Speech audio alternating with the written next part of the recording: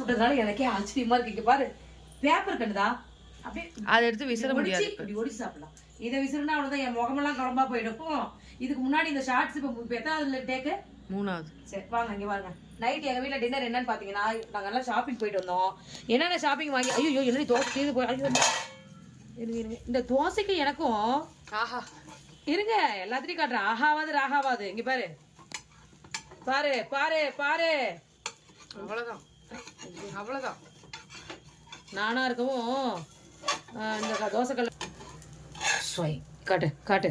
எங்க வீட்டுல நைட்டு வந்து பாத்தீங்கன்னா இதை ஆஃப் பண்ணிடுறேன். பிளைன் நைட்டு எங்க வீட்டுல பாத்தீங்கன்னா இங்க பாருங்க, காலையில வச்ச குழம்பு மேட்ச் பண்ணிட்டேன், கொஞ்சமா ஊத்திட்டேன்.